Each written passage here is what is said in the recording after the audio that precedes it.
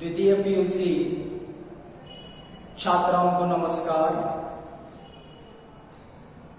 हम लोगों ने कल की कक्षा में देखा प्रतिशोध एकांकी में जैसे ही भाभी को लेकर सुशीला और श्रीधर चिंता में थे, वहां पर आभा का प्रवेश हो जाता है। बाद में दूसरी बार फिर वार्तालाप चलता है, भारती का प्रवेश होता है।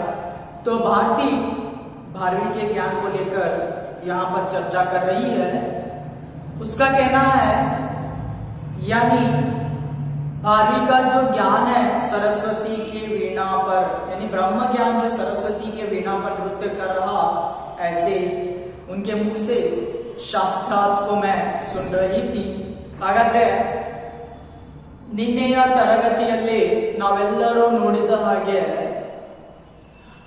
ಸಂಸ್ಕೃತದ ಮಹಾಕವಿ ಭಾರ್ವಿ ಮನೆಗೆ ಬಂದಿಲ್ಲ.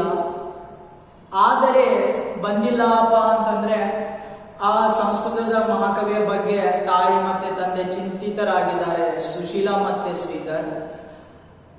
ಆ ಚರ್ಚೆಯಲ್ಲಿ ಆಭಾ ಸೇವಿಕಾಳ ಪ್ರವೇಶ ಆಗುತ್ತೆ.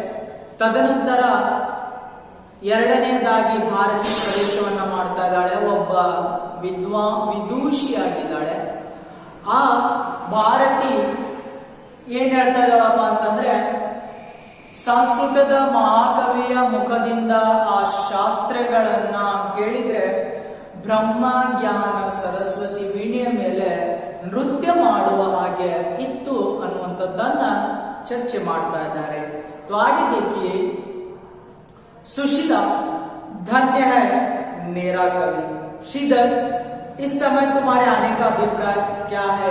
देवी भारती भारती महाकवि के दर्शन। वहां पर क्या हो जाता है, सुशीला बताती है अरे सच धन्य है मेरा बेटा महाकवि भारवी। लेकिन श्रीधर उस लड़की से पूछते हैं अभी इस समय आने का आपका अभिप्राय क्या है? वहां पर भारती बताती है मैं तो महाकवि भारवी के दर्शन लेने आई थी. ಹಾಗಾದ್ರೆ ಏನಾಗ್ತಾ ಇದೆಪ್ಪ ಅಂತಂದ್ರೆ, ಸುಶೀಲಾ ಸಂತೋಷವಾಗ್ತಾಳೆ. ಯಾಕೆ? ಭಾರತೀಯ ಬಾಯಿಂದ ಮುಖದಿಂದ ಅವನ ಏನು ಭಾರವಿಯ ಪ್ರಶಂಸೆಯನ್ನ ಕೇಳ್ತಾ ಇದ್ದಾಳೆ. ಹಾಗಾಗಿ ಶ್ರೀಧರ್ ಹೇಳ್ತಾನೆ ಏನು ಈಗ ಬಂದಿದೆಯಲ್ಲ, ಕಾರಣ ಏನಿದೆ? ಭಾರತಿ ಹೇಳ್ತಾಳೆ ನಾನು महाकवि भारवी ने भेंटियागಬೇಕು. श्रीधर लेकिन भारवी यहाँ नहीं है. श्रीधर बताता है लेकिन भारवी यहाँ पर नहीं है. आखिर भारवी लीला, हाँ कवि अभी तक नहीं आया. सुशीला बताती है कवि महाकवि अभी तक नहीं आया है, महाकवि इन्नू बंदिला. मैंने तो उन्हें मालिनी तट पर देखा था, सो स्थिति की समय तक वे यहाँ आ गए होंगे. अंडरलाइन कीजिए एक मार्क्स के लिए. मालिनी नदी के, तो भारती बताती है मैं कहाँ देखा था? मालिनी नदी के तट पर देखा था. मैं समझती थी कि शायद वह आ गए हैं लेकिन अभी नहीं आए हैं. ಹಾಗಾದ್ರೆ ಆ ಮಾಲಿನಿ ನದಿಯ ದಡದಲ್ಲಿ ನಾನು ನೋಡಿದ್ದೆ, ಆದ್ರೆ ಇನ್ನೂ ಬರಲಿಲ್ಲ ತಂದು ಯೋಚನೆಯನ್ನ ಮಾಡ್ತಾ ಇದ್ದಾಳೆ. कब देखा था? किस समय देखा था? सुशीला बताती है अरे कब देखा था, किस समय देखा था, ಯಾವಾಗ ನೋಡಿದ್ದಿ, ಯಾವ ಸಮಯದಲ್ಲಿ? आज प्रातः काल उषा बेला में. तो भारती बताती है आज प्रातः काल, आज सुबह उषा बेला यानी थोड़ी रात थी, उस समय मैंने देखा था. ಇವತ್ತು ಬೆಳಗಿನ ವೇಳೆ ಆದ್ರೆ ಸ್ವಲ್ಪ ರಾತ್ರಿ ಇತ್ತು. तुम मुझसे मिली थी? ಹಾಗಾದ್ರೆ ಅವನನ್ನ ಭೇಟಿಯಾಗಿದ್ಯಾ? भारती नहीं, वे उस समय ज्ञान मग्न थे. ज्ञान होता है जैसे वे भारती की उपासना कर रहे हैं. अंडरलाइन कीजिए एक मार्क्स के लिए. तो मैंने नहीं, उस समय वह ध्यान मग्न थे, यानी वह ज्ञान कर रहे थे, भारती की उपासना कर रहे थे. ಇಲ್ಲ, ನಾನು ಅವರನ್ನ ಭೇಟಿಯಾಗಲಿಕ್ಕಾಗಲಿಲ್ಲ ಆ ಮಾಲಿನ್ಯ ದಡದಲ್ಲಿ ಕೂತಾಗ. ಯಾಕಪ್ಪ ಅಂತಂದ್ರೆ ಅವರು ಧ್ಯಾನಮಗ್ನರಾಗಿದ್ರು, ಭಾರತೀಯ ಆರಾಧನೆಯನ್ನ ಮಾಡ್ತಾ ಇದ್ರು. सुशीला भारती की, भारती अस्कर मेरी नहीं, वीणा पानी भारती की, सरस्वती की. मैंने उनका ध्यान भंग नहीं करना चाहा, सोचा बाद में वार्तालाप करूंगी. तो सुशीला बताती है अरे भारती आपकी उपासना कर रहे थे महाकवि भारवी. भारती हंसकर बताती है मेरी नहीं, यानी वीणा पाणी भारती की सरस्वती माता की वह ध्यान कर रहे थे, लेकिन बाद में वहां पर वह नहीं थे। ಹಾಗಾದ್ರೆ ತಾಯಿ ಹೇಳ್ತಾಳೆ, ಭಾರತಿ ಹಾಗಾದ್ರೆ ನಿನ್ನ ಉಪಾಸನೆ ಆರಾಧನೆಯನ್ನ ಮಾಡ್ತಾ ಇದ್ದ ಅವನು. ಆಗ ಭಾರತಿ ನಗತಾ ನಗತಾ ಹೇಳ್ತಾಳೆ, ನನ್ನ ಆರಾಧನೆ ಅಲ್ಲ, ಆ ವೀಣಾಪಾಣಿ ಸರಸ್ವತಿ ಆರಾಧನೆಯನ್ನ ಮಾಡ್ತಾ ಇದ್ದ. ಆದ್ರೆ ತದನಂತರ ಹೋದಾಗ ಅಲ್ಲಿ ಅವರು ಇರಲಿಲ್ಲ. ಸುಶೀಲಾ फिर वार्तालाप किया, हागाದ್ರೆ ಮಾತಾಡಿದ್ಯಾ ನೀನು ನನ್ನ ಮಗನ ಜೊತೆಗೆ? वार्तालाप किया मेरे बेटे के साथ? नहीं, वे उद्विग्नता से उठकर एक ओर चले गए, मैं उन्हें पा न सकी। तो भारती बताती है, अरे वो बहुत उद्विग्नता यानी बेचैनी में थे, वहां से चले गए. ಇಲ್ಲ ಸಿಗ್ಲಿಲ್ಲ, ಯಾಕಂದ್ರೆ ಬಹಳ ಅಶಾಂತಿಯಿಂದ ಅವರ ಮನಸ್ಸು ಕೂಡಿತ್ತು, ಅವರಲ್ಲಿಂದ ಹೋಗ್ಬಿಡ್ತಾರೆ. वह तब से आया ही नहीं, उसके पिता भी तब से उसकी प्रतीक्षा कर रहे हैं. सुशीला बताती है, अरे वह जब से आया ही नहीं है और उसके पिता और मैं मिलकर उसकी प्रतीक्षा कर रहे हैं. ಆಗ ತಾಯಿ ಹೇಳ್ತಾಳೆ, ಹೌದು ಅವನು ಆಗಿನಿಂದ ಬಂದೇ ಇಲ್ಲ ಮನೆಗೆ, ನಾವಿಬ್ಬರು ಅವನನ್ನ ಕಾಯ್ತಾ ಇದ್ದೇವೆ. ये उनके पिता है, प्रणाम करती हूँ. भारती उनके पिता यानी भारवी के पिता श्रीधर से प्रणाम करती है, प्रणामವನ್ನ ಮಾಡ್ತಾಳೆ. मैं आयुष्मती बनो देवी भारती, भारवी जैसे ही आएगा तुम्हारे आने की सूचना दे दी जाएगी. तो श्रीधर बताते हैं, अरे बेटी आयुष्मती बनो, आशीर्वाद देते हैं, और जैसे ही भारवी आ जाएगा तुम्हें बता देंगे और भारवी को भी सूचना दे देंगे, यानी भारती आकर चली गई. ಹಾಗಾದ್ರೆ ಶ್ರೀಧರ್ ಆಶೀರ್ವಾದವನ್ನ ಮಾಡ್ತಾನೆ, ಆಯುಷ್ಮತಿಯಾಗು. ಯಾಕಪ್ಪ ಅಂತಂದ್ರೆ ಹೇಗೆ ಭಾರ್ವಿ ಬರ್ತಾನೆ ತಕ್ಷಣನೇ ನಾವು ನಿನ್ನ ಬಗ್ಗೆ ತಿಳಿಸ್ತಾ ಇದ್ದೇವೆ, ತದನಂತರ ನಿನಗೂ ಸಹಿತ ಅವನು ಬಂದ್ರೆ ಸೂಚನೆಯನ್ನ ನಾವು ಕೊಡ್ತಾ ಇದ್ದೇವೆ. सुशीला भारती मैं कृतार्थ हुई, किंतु आप कष्ट न करें, कल प्रातःकाल मैं पुनः सेवा में उपस्थित हो जाऊंगी. भारती बताती है, अरे मैं आपके प्रति कृतार्थ हो गई, यानी मैं आपकी कृतज्ञता करूंगी, किंतु आप कोई भी तकलीफ न ले, कष्ट न ले, मैं सुबह होते होते फिर से आ जाऊंगी. ಹಾಗಾದ್ರೆ ನಾನು ನಿಮಗೆ ಕೃತಜ್ಞತೆಯನ್ನು ಸಲ್ಲಿಸ್ತಾ ಇದ್ದೀನಿ, ಯಾಕಂತಂದ್ರೆ ಇಷ್ಟು ನೀವು ನನ್ನ ಸೇವೆಯನ್ನು ಮಾಡ್ತಾ ಇದ್ದೀರಾ, ನಾನು ಮತ್ತೆ ನಾಳೆ ಬೆಳಿಗ್ಗೆ ಏನ್ ಮಾಡ್ತೇನೆ ಬರ್ತಾ ಇದ್ದೀನಿ. यदि इस बीच तुम्हें उसकी सूचना मिले देवी तो मुझे सूचना दे दो, मैं कृतार्थ होऊंगी. सुशीला बताती है, अगर तुम्हें इसी बीच में कोई सूचना मिल जाती है मेरी देवी की, तो यहाँ पर मेरे बेटे की मुझे सूचना दे देना. ಸುಶೀಲಾ ಹೇಳ್ತಾಳೆ, ನೋಡು ನಿನಗೆ ಏನಾದರೂ ನಮ್ಮ ಮಗನ ಬಗ್ಗೆ ಗೊತ್ತಾಗುತ್ತಪ್ಪ ಅಂತಂದ್ರೆ ನೀನೇನ್ ಮಾಡು ಹೇಳ್ಬಿಡು, ನಾವೆಲ್ಲರೂ ನಿನ್ನ ಕೃತಾರ್ಥಿಗಳಾಗ್ತಾ ಇದ್ದೇವೆ, ಕೃತಜ್ಞತೆಯನ್ನ ಸಲ್ಲಿಸ್ತೇವೆ. ಅವಶ್ಯ तो मुझे आज्ञा प्रणाम करती हूँ. सुशीला आयुष्मती बनो प्रस्थान. तो भारती वहां पर सुशीला और श्रीधर का आशीर्वाद देकर वहां से चली जाती है. ಆಗ ಆ ಭಾರತಿ ಏನ್ ಮಾಡ್ತಾಳೆ ಅಂತಂದ್ರೆ ಸುಶೀಲಾ ಮತ್ತೆ ಶ್ರೀಧರನ ಆಶೀರ್ವಾದವನ್ನ ತೆಗೆದುಕೊಂಡು ಅಲ್ಲಿಂದ ಹೋಗ್ತಾ ಇದ್ದಾಳೆ. देवी भारती से भी मेरे लाल की कोई सूचना नहीं मिली. सुशीला सोचती है, अरे इस देवी भारती से कोई भी सूचना नहीं मिली है. ಹಾಗಾದ್ರೆ ಈ ಭಾರತಿ ಬಂದಿದ್ದಾಳೆ, ಬಂದು ಎಲ್ಲ ಭಾರ್ವಿಯ ಬಗ್ಗೆ ಹೇಳಿದಾಳೆ, ಆದ್ರೂ ಸಹಿತ ನಮ್ಗೆ ಯಾವುದೇ ಸುಳಿವು ಸಿಗ್ಲಿಲ್ಲಲ್ಲ. ಶ್ರೀಧರ್ अच्छा अब तुम विश्राम करो, शांत मन से स्थिर चित्त से. श्रीधर बताते हैं अपने पत्नी को, अरे सुशीला आप विश्राम करो, शांत चित्त से, मन से, स्थिर चित्त से. ಹಾಗಾದ್ರೆ ನಿನ್ನ ಶಾಂತವಾದ ಮನಸ್ಸಿನಿಂದ ಸ್ಥಿರವಾದ ಚಿತ್ತತೆಯಿಂದ ಏನ್ ಮಾಡಪ್ಪ ಅಂತಂದ್ರೆ ನಿದ್ದೆಯನ್ನ ಮಾಡು ಅಂತೇಳಿ ಶ್ರೀಧರ್ ತನ್ನ ಹೆಂಡತಿ ಸುಶೀಲಾಗೆ ಹೇಳ್ತಾ ಇದ್ದಾರೆ. ವಿಶ್ರಾಮ್ ಸ್ಥಿರ ಚಿತ್ತ, व्यंग्य की दबी हंसी, माँ के लिए विश्राम और स्थिर चित्त. जब उसका पुत्र उसके पास नहीं है आप विश्राम करें, शास्त्र चिंतन समाप्त करें. सुशीला बताती है, अरे मैं नींद करना है या स्थिर चित्त नहीं हो सकता, क्योंकि आप विश्राम करें, आप शास्त्र का चिंतन करें, लेकिन मुझे मेरा बेटा चाहिए. ಆಗ ಸುಶೀಲಾ ಹೇಳ್ತಾಳೆ, ನಾನು ವಿಶ್ರಾಮವನ್ನ ಮಾಡ್ಬೇಕಾ? ಸ್ಥಿರ ಚಿತ್ತದಿಂದ, ಸ್ಥಿರ ಮನಸ್ಸಿನಿಂದ ಸಾಧ್ಯನೇ ಇಲ್ಲ.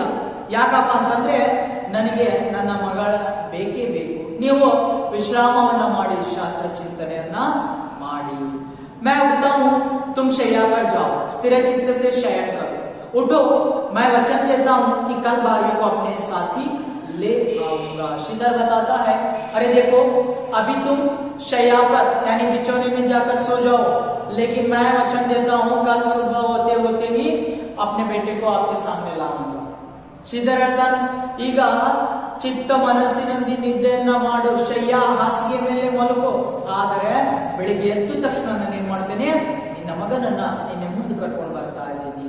सुशीला, आप मेरे जीवन का सबसे बड़ा कार्य करेंगे, चलिए. सुशीला उठकर अपनी शैया पर जाती है. सुशीला कहती है, अरे इतना बड़ा कार्य आप करेंगे तो अच्छा, मैं सोने के लिए चली जाती हूँ. ಹೌದು, ಇಷ್ಟು ಒಳ್ಳೆಯ ಕಾರ್ಯವನ್ನ, ದೊಡ್ಡ ಕಾರ್ಯವನ್ನ ಮಾಡ್ತೀರಾ, ಆಯ್ತು, ನಾನು ಮಲಗ್ತಾ ಇದ್ದೀನಿ. तो श्रीधर, ठीक है, अब ठीक है, मैं दीपक मत कर देता हूँ, क्या लो आप शयन करो. मैं भी शयन करते हुए सोचूंगा कि सबसे पहले कहाँ जाऊं.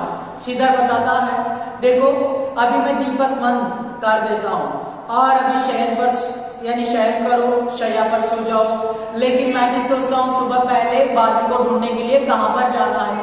ಹಾಗಾದ್ರೆ ಶ್ರೀಧರ್ ಹೇಳ್ತಾನೆ, ಆಯ್ತು, ಇವಾಗ ಕರೆಕ್ಟ್ ಇದೆ ನೋಡು, ನಾನು ದೀಪವನ್ನ ಮಂದ ಮಾಡ್ತೇನೆ, ಹೌದಾ, ನೀನು ನಿದ್ದೆಯನ್ನ ಮಾಡು, ಆದರೆ ನಾನು ಸಹಿತ ಯೋಚನೆ ಮಾಡ್ತೀನಿ, ನಾಳೆ ಬೆಳಿಗ್ಗೆ ಮೊದಲು ಎದ್ದು ನಾನು ಭಾರ್ವೆಯನ್ನು ಹುಡುಕ್ಲಿಕ್ಕೆ ಯಾವ ಪ್ರದೇಶಕ್ಕೆ ಹೋಗ್ಬೇಕು. सुशीला, उसके बिना मैं जी न सकूंगी. पूर्णिमा के चंद्र की तरह वह मेरा एक ही लाल है. महाकवि महापंडित भारवी. कुछ देर तक स्तब्ध था. सुशीला शैया पर लेटे लेटे सोचती है, अरे उसके बिना तो मैं नहीं रह सकती, यानी पूर्णिमा के चंद्र की तरह वह मेरा एक ही लाल था और महाकवि महापंडित. ಹಾಗಾದ್ರೆ ಮತ್ತೆ ಚಿಂತಾಜನಕ ಹೋಗ್ತಾಳೆ. ಸುಶೀಲಾ ಹೇಳ್ತಾಳೆ, ಅಲ್ಲ, ನಾನು ನನ್ನ ಮಗನನ್ನ ಬಿಟ್ಟು ಅಥವಾ ನನ್ನ ಮಗ ಇಲ್ಲದೆ ಇರ್ಲಿಕ್ಕೆ ಸಾಧ್ಯನೇ ಇಲ್ಲ. ಯಾಕಪ್ಪ ಅಂತಂದ್ರೆ ಆ ಪೂರ್ಣಿಮೆಯ ಚಂದ್ರನ ಹಾಗೆ ನನಗೆ ಒಬ್ಬನೇ ಮಗನಿದ್ದ, ನನ್ನ महाकवि महापंडित. सुशीला, कुछ क्षण बाद मुझे नींद नहीं आ रही है, मन न जाने क्या क्या सोचता है. सुशीला फिर से बताती है अपने पति को, अरे मुझे नींद नहीं आ रही है, मेरे बेटे के बारे में चिंता हो रही है, ನನಗೆ ನಿದ್ದೆನೇ ಬರ್ತಾ ಇಲ್ಲ, ನನ್ನ ಮಗನ ಬಗ್ಗೆ ಬಹಳಷ್ಟು ಚಿಂತೆ ಆಗ್ತಾ ಇದೆ. ಶ್ರೀಧರ್, अपना मन स्थिर करो, कुछ शांति, यानी ऊपर देखो, आकाश में कितने तारे हैं, ये एक दूसरे से कितनी दूर है, किंतु इनमें से कोई चिंतित नहीं है, सभी समान रूप से चमक रहे हैं. इन तारों में कोई माता न होगी. सुशीला बताती है. देखिए क्या हो जाता है, श्रीधर वहां पर एक उदाहरण देता है अपने पत्नी से. देखो आकाश में जितने भी तारे हैं, बहुत सारे तारे हैं, छोटे तारे भी हैं और बड़े तारे हैं, यानी बड़े तारे माँ के समान है, छोटे तारे बेटे के समान है. तो छोटे तारे बड़े तारों से दूर रहने के बावजूद भी वह कितने खुश है और समान रूप से चमक रहे हैं. तुम भी उस तरह होना है, यानी तुम बड़े तारे की समान हो, तुम्हारा बेटा छोटे तारे की समान हो, जहां पर भी हो अपने बेटे के बारे में सोचो. ಹಾಗಾದ್ರೆ ಶ್ರೀಧರ್ ಹೇಳ್ತಾನೆ, ನೋಡು, ಆ ಆಕಾಶದಲ್ಲಿ ನಕ್ಷತ್ರಗಳನ್ನ ನೋಡ್ತಾ ಇದೀಯಾ, ದೊಡ್ಡ ನಕ್ಷತ್ರಗಳು ಇದ್ದಾವೆ ಅಥವಾ ಸಣ್ಣ ನಕ್ಷತ್ರಗಳು ಇದ್ದಾವೆ, ಎಷ್ಟು ದೂರ ಇದ್ದಾವೆ. ಆ ದೊಡ್ಡ ನಕ್ಷತ್ರಗಳು ತಾಯಿಗೆ ಸಮಾನ, ಸಣ್ಣ ನಕ್ಷತ್ರಗಳು ಮಗನಿಗೆ ಸಮಾನ. ಆದ್ರೂ ಸಹಿತ ಆ ನಕ್ಷತ್ರಗಳು ಎಷ್ಟು ಚೆನ್ನಾಗಿ ಬೆಳೀತಾ ಇದ್ದಾವೆ. ನೀನು ನಿನ್ನ ಮಗ ಎಷ್ಟು ದೂರ ಇದ್ರು ಸಹಿತ ಅವನ ಒಂದು ಏನು ಆ ಶುಭಕ್ಕಾಗಿ ಅಥವಾ ಅವನ ಒಳ್ಳೆಯದಕ್ಕಾಗಿ ಯೋಚನೆಯನ್ನ ಮಾಡು, ಶುಭ ಹಾರೈಸು. इन तारों में कोई माता ना होगी. सुशीला बताती है, अरे वो तारों में तो माता नहीं है. ಆಗ ಹೇಳ್ತಾಳೆ, ಆ ನಕ್ಷತ್ರಗಳಲ್ಲಿ ತಾಯಿ ಇಲ್ಲ, ಅವು ಹೊಳೆದೇ ಹೊಳಿತಾವೆ. श्रीधर, अपने मन को कल्पना से मुक्त करो. सुशीला, ईश्वर की शक्ति में विश्वास रखो. बीज से फूल कितनी दूर रहता है, किंतु बीज कभी मलिन नहीं होता. वह फूल को प्रफुल्लित कर रखने के लिए निरंतर रस भेजा ही करता है. तुम भी मंगल कामना करो कि जहां भी तुम्हारा पुत्र हो सुखी रहे, प्रफुल्लित रहे. मलिन दुख, प्रफुल्लित खिला हुआ अरड़िदत्ता रस यानी पानी. तो क्या हो जाता है, श्रीधर और एक उदाहरण देते हैं।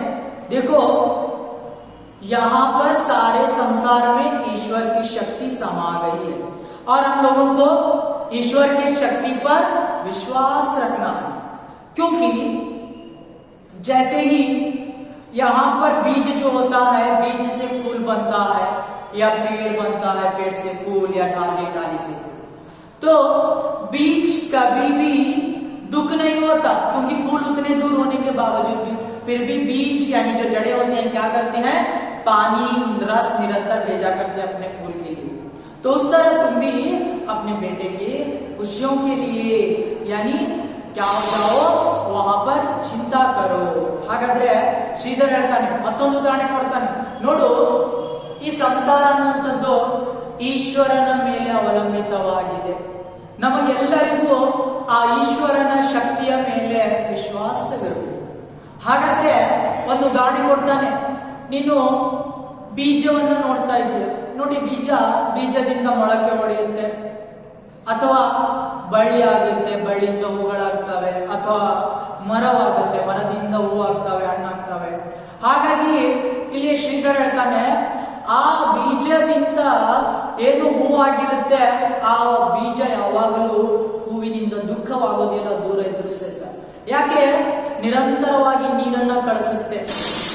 ನನ್ನಿಂದ ಬಂದಂತಹ ಸೃಷ್ಟಿಯಾದಂತಹ ಹೂವು ಚೆನ್ನಾಗಿರ್ಲಿ ಅಂತದ್ದು. ನೀನು ಸಹಿತ ನಿನ್ನ ಮಗನ ಬಗ್ಗೆ ಹಾರೈಸು.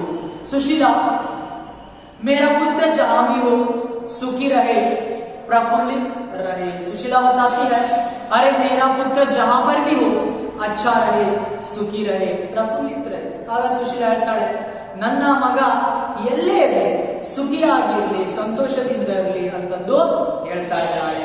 ಹಾ, ईश्वर की शक्ति कण कण में वर्तमान है, वह सबका पोषण करता है, उस पर विश्वास रखो. कुछ खटका होता है. श्रीधर बताता है, अरे ईश्वर की शक्ति पर क्या करो, विश्वास रखो, वहां पर हर कण कण में इसकी शक्ति आपका बेटा मिल जाएगा. अगर श्रीधर ಹೇಳ್ತಾನೆ, ನೋಡು ಈಶ್ವರನ ಶಕ್ತಿಯ ಮೇಲೆ ಹೌದಾ ವಿಶ್ವಾಸವನ್ನ ಇಡು, ಏನಾಗ್ತಾನೆ ನಿನ್ನ ಮಗ ತಂದೆ ಬರ್ತಾನೆ.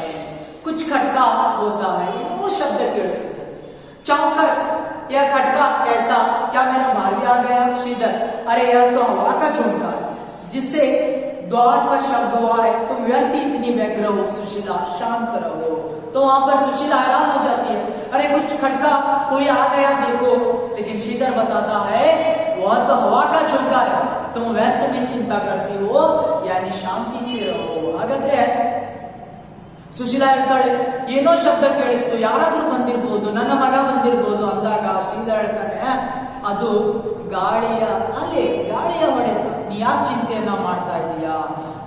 ಶಾಂತ ರೀತಿಯಿಂದ ನಿದ್ದೆಯನ್ನ ಮಾಡು. ಸುಶೀಲಾ, मैं शांत हूं शब्द से मुझे भ्रम हुआ कि मेरा कवि आ गया. वह भी आते समय द्वार पर ही शब्द करता था. सुशीला बताती है, आप चिंता न करें, मैं शांत हूं, लेकिन मुझे ऐसा लगा मेरा कवि बाहर भी आ गया, क्योंकि वह भी आते समय दरवाजे पर वहां पर ऐसे आवाज करता था. ಹಾಗಾದ್ರೆ ನಾನು ಶಾಂತವಾಗಿದ್ದೀನಿ ನಿಜ, ಆದರೆ ನನ್ನ ಮಗ ಯಾವಾಗ ಬರ್ತಾ ಇದ್ದ ಆವಾಗ ಅವನು ಸಹಿತ ಆ ಶಬ್ದದ ಕಡೆ ಬಾಗಿಲ ಕಡೆ ಶಬ್ದವನ್ನ ಮಾಡ್ತಾ ಇದ್ದ. ಹಾಗಾಗಿ ನಾನು ಚಿಂತಿತಳಾದೆ. ಶ್ರೀಧರ್, तुम्हारा भार भी कल अवश्य आ जाएगा, तुम शांत हो. देखो प्रकृति भी शांत है. श्रीधर बताता है, अरे तुम्हारा भार भी कल आपके सामने होगा, अभी शांत रीति से यानी शयन करो, क्योंकि प्रकृति माता को देखो रात में कैसे शांत है. ಹಾಗಾದ್ರೆ ಶ್ರೀಧರ್ ಹೇಳ್ತಾನೆ, ನಿನ್ನ ಮಗ ನಾಳೆ ಬೆಳಿಗ್ಗೆ ಅಂತಂದ್ರೆ ನಿನ್ನ ಮುಂದೆ ಇರ್ತಾನೆ. ಹಾಗಾದ್ರೆ ನೀನೇನ್ ಮಾಡು, ಶಾಂತ ಚಿತ್ತತೆಯಿಂದ ಇವಾಗ ನಿದ್ದೆಯನ್ನ ಮಾಡು. ಯಾಕಂದ್ರೆ ಪ್ರಕೃತಿನೂ ಸಹಿತ ಎಷ್ಟು ಶಾಂತವಾಗಿದೆ ನೋಡು. ಸುಶೀಲಾ, मैं शांत कैसे रहूं, चुप अवश्य हो जाऊंगी, किंतु सुशीला बताती है, अरे मैं शांत कैसे हो जाऊंगी, चुप रहूंगी, लेकिन शांत नहीं रह सकती. सुशीला ಹೇಳ್ತಾ ಇದ್ದಾಳೆ, ನಾನು ಶಾಂತಳಾಗಲಿಕ್ಕೆ ಸಾಧ್ಯನೇ ಇಲ್ಲ, ಸುಮ್ಮನಾಗ್ತೇನೆ, ಆದ್ರೆ ನನ್ನ ಮನಸ್ಸು ಶಾಂತವಾಗೋದಿಲ್ಲ. ಯಾಕಂದ್ರೆ ನಾನು ಯಾರ ಬಗ್ಗೆ ಯೋಚನೆ ಮಾಡ್ತಾ ಇದ್ದೇನೆ, ನನ್ನ ಮಗನ ಬಗ್ಗೆ. ಶ್ರೀಧರ್, सुशीला, मैं बहुत दुखी हूं तुम्हें देखकर। यदि तुम इतनी अशांत हो तो मैं अभी तुम्हारे पौत्र को खोजने के लिए जाता हूं। श्रीधर बताता है, अरे सुशीला, मैं बहुत दुखी हूं तुम्हें देखकर, लेकिन अगर तुम अभी भी अशांत हो तो मैं तुम्हारे बेटे को, पुत्र को ढूंढने के लिए अभी चला जाऊंगा। ಶ್ರೀಧರ್ ಹೇಳ್ತಾನೆ, ನೋಡು ಸುಶೀಲಾ, ನೀನು ಬಹಳ ದುಃಖದಲ್ಲಿದೆಯಾ ಅಥವಾ ನಾನು ದುಃಖನಾಗಿದ್ದೇನೆ, ಆದರೆ ನೀನು ಇನ್ನೂ ಚಿಂತಾಜನಕವಾಗ್ತೀಯಾ ಅಂತಂದ್ರೆ ನಾನು ಈಗನೇ ನಿನ್ನ ಮಗನನ್ನು ಹುಡುಕ್ಲಿಕ್ಕೆ ಹೋಗ್ತಾ ಇದ್ದೇನೆ। सुशीला, अंधकार में वह कहाँ मिलेगा, प्रातः काल जाइए, किंतु मेरी प्रार्थना है कि आप मेरे लाल की निंदा करना छोड़ दो। वह पंडित है, बुद्धिमान है, आपसे ऐसा न करे। सुशीला बताती है, अरे अंधकार में कहां पर मिलेगा आपको आपका बेटा, सुबह चली जाइए, लेकिन आपसे मेरी यही निवेदना है, प्रार्थना है, आज से आप मेरे बेटे की निंदा छोड़ दो। और वह पंडित है, बुद्धिमान है, इस बात को आप याद रखें। ಹಾಗಾದ್ರೆ ಸುಶೀಲಾ ಹೇಳ್ತಾಳೆ, ನೋಡಿ, ಇವಾಗ ಅಂಧಕಾರದಲ್ಲಿ ಹೋಗ್ಲಿಕ್ಕೆ ನಿಮ್ಮಿಂದ ಸಾಧ್ಯನೇ ಇಲ್ಲ, ಹಾಗಾಗಿ ಬೆಳಗ್ಗೆ ಎದ್ದ ತಕ್ಷಣನೇ ನೀವೇನ್ ಮಾಡ್ಬೋದು, ಹೋಗ್ಬೋದು, ಆದರೆ ಒಂದು ಮಾತ್ರ ನೆನ್ಪಿಟ್ಕೊಳ್ಳಿ, ನನ್ನ ಮಗನಿಗೆ ಇನ್ ಮುಂದೆ ನೀವು ಯಾವುದೇ ರೀತಿಯ ನಿಂದನೆಯನ್ನ ಮಾಡಬಾರ್ದು। ಯಾಕಂತಂದ್ರೆ ನನ್ನ ಮಗ बुद्धिवंतनिದ್ದಾನೆ, महाकवि इदाने। श्रीधर, सुशीला, मैं आज तुम्हें एक बात बतलाऊं, बारियास संसार का श्रेष्ठ महाकवि है, दूर दूर के देशों में उसकी समानता करने का किसी में साहस नहीं है। वह शास्त्रार्थ में बड़े से बड़े पंडितों को पराजित कर चुका है। उसका पांडित्य देखकर मुझे हार्दिक प्रसन्नता होती है, किंतु भारवी के मन में धीरे धीरे अहंकार स्थान पाता जा रहा है। मैं चाहता हूं कि भारवी और भी अधिक पंडित और महाकवि बने, पर अहंकार उन्नति में, यानी पर अहंकार जो होता है उन्नति में बाधक है। तो वहां पर जैसे ही इस वाक्य को अंडरलाइन कीजिएगा के लिए, मैं उस अहंकार पर अंकुश रखना चाहता हूं जिसे अपने पांडित्य का अभिमान हो जाता है, वह अधिक उन्नति नहीं कर सकता। यही कारण है कि समय समय पर उसे मूर्ख और अज्ञानी कहता हूं। प्रशंसा तो सभी करते हैं, किंतु अधिकारी से निंदा भी होनी चाहिए। मैं नहीं चाहता कि अहंकार के कारण मेरे पुत्र की उन्नति रुक जाए। अंकुश, नियंत्रण, बाधक, रुकावट। तो यहां पर श्रीधर अपने पत्नी को समझाता है, देखो सुशीला, आज मैं तुम्हें एक बात बतलाना चाहता हूं। तो कौन सी बात? आज संस्कृत के महाकवि भारवी बहुत श्रेष्ठ है, एक महाकवि है, महापंडित है, सारे अलग अलग देशों से, अलग अलग गांवों से महाकवि आते हैं। उन सारे लोगों को शास्त्रार्थों में सारे लोगों को भारवी पराजित करता है, ये तो बात सच है। लेकिन उसके पांडित्य को देखकर मुझे भी बहुत प्रसन्नता होती है, लेकिन उसके साथ साथ वह पांडित्य बनने के साथ साथ उसके मन में अहंकार बढ़ रहा है। अगर उसके मन में अहंकार बढ़ जाएगा तो वह अपने जीवन में आगे उन्नति नहीं कर पाएगा, क्योंकि अहंकार उन्नति में बाधक हो जाती है। इसलिए मैं इस अहंकार पर नियंत्रण रखने के लिए क्या किया, जैसे ही उसके अपने पांडित्य का अभिमान होता था और वह उन्नति नहीं कर पाता था, तो बड़ी सभा में मैंने उसका अपमान किया, क्योंकि सारे लोग वहां पर तारीफ करते हैं, प्रशंसा करते हैं, लेकिन निंदा करने वाले भी होना चाहिए, इसलिए मैंने उसकी निंदा की। ಹಾಗಾದ್ರೆ ಶ್ರೀಧರ್ ಹೇಳ್ತಾ ಇದ್ದಾನೆ, ಏನಪ್ಪ ಅಂತಂದ್ರೆ, ಸುಶೀಲಾ, ಇವತ್ತು ನಾನು ನಿನ್ನ ಮುಂದೆ ಒಂದು ಸತ್ಯವನ್ನ ಹೇಳ್ತೇನೆ। ಯಾವ ಸತ್ಯಪ್ಪ ಅಂತಂದ್ರೆ, ಇವತ್ತು ನಮ್ಮ ಮಗ ಭಾರ್ವಿ ಸಂಸಾರದ ಮಹಾಕವಿ, ಶ್ರೇಷ್ಠ ಕವಿ, ದೂರ ದೂರ ದೇಶದಿಂದ, ದೂರ ದೂರ ರಾಜ್ಯಗಳಿಂದ, ಹಳ್ಳಿಗಳಿಂದ ಎಲ್ಲ ಪಂಡಿತರು ಬರ್ತಾರೆ. ಅವರೆಲ್ಲರನ್ನ ಕವಿಗೋಷ್ಠಿಯಲ್ಲಿ, ಶಾಸ್ತ್ರಾರ್ಥಗಳಲ್ಲಿ ಸೋಲಿಸುವಂತ ಶಕ್ತಿ ನಮ್ಮ ಮಗನಲ್ಲಿದೆ. ಹಾಗಾದ್ರೆ ನನಗೂ ಸಹಿತ ಬಹಳ ಸಂತೋಷ ಆಗುತ್ತೆ ಅವನ ವಿಜಯವನ್ನ ನೋಡಿದ್ರೆ. ಆದರೆ ಒಂದು ಕಡೆ ಬಹಳಷ್ಟು ನೋವಾಗುತ್ತೆ. ಯಾಕಪ್ಪ ಅಂತಂದ್ರೆ ಅವನಲ್ಲಿರುವ ಜ್ಞಾನ ಅವನಲ್ಲಿ ಅಹಂಕಾರವನ್ನ ಬೆಳೆಸ್ತಾ ಇದೆ. ಹಾಗಾಗಿ ನಾನು ಏನ್ ಮಾಡ್ತೀನಪ್ಪ ಅಂತಂದ್ರೆ, ಎಲ್ಲರೂ ಆ ಅಹಂಕಾರ ಬೆಳೀತಂದ್ರೆ ಅವನು ಮತ್ತೆ ಉನ್ನತಿಯನ್ನ ಮಾಡಲಿಕ್ಕೆ ಸಾಧ್ಯ ಇಲ್ಲ. ಎಲ್ಲರೂ ಪ್ರಶಂಸೆಯನ್ನ ಮಾಡ್ತಾ ಇದ್ದಾರೆ, ಆದರೆ ನಾನು ಮಾತ್ರ ನಿಂದನೆ ಮಾಡಲೇಬೇಕು. ಯಾಕಂತಂದ್ರೆ ನನಗೆ ನನ್ನ ಮಗನ ಉನ್ನತಿ ಪ್ರಮುಖ.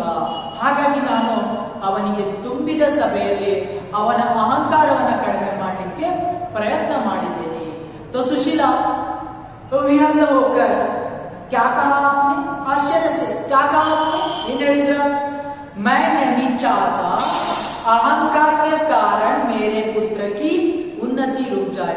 श्रीधर बताता है, अरे मैं नहीं चाहता अहंकार के कारण मेरे पुत्र की उन्नति रुक जाए. ನನಗೆ ಇಷ್ಟನೇ ಇಲ್ಲ.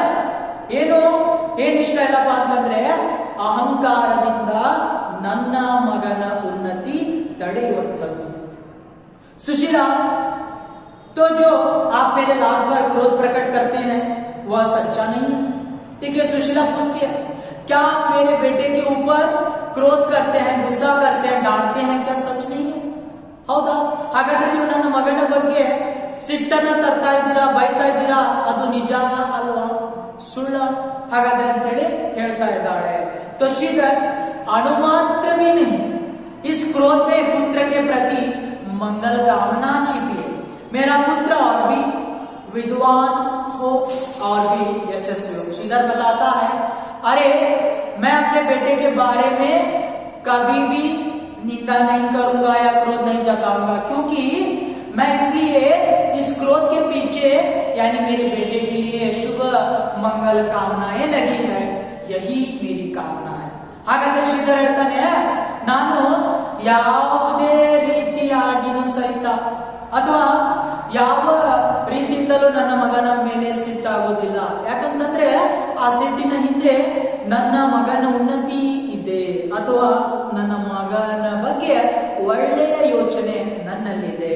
ಸುಶೀಲಾ, ಓ ಆ ಕಿತ್ನೆ ಮಹಾನ್. ಹಾಗಾದ್ರೆ ಎಷ್ಟು ಮಹಾನ್ ಇದ್ದೀರಾ ನೀವು ಅಂತಂದು ಸುಶೀಲಾ ಏನ್ ಮಾಡ್ತಾ ಇದ್ದಾಳೆ, ತನ್ನ ಗಂಡನಿಗೆ ಕೇಳ್ಕೊಳ್ತಾ ಇದ್ದಾಳೆ. ಏಕಾಏಕ दरवाजा खोलने की तीखी आवाज होती है. बारहवीं हाथ में तलवार लिए लड़खड़ाते हुए आते हैं. तो वहां पर क्या हो जाता है, जैसे ही दरवाजे पर कौन आ जाता है, बारहवीं आ जाता है, उसके हाथ में तलवार है. तो पिता पिता कहते हुए आ जाता है.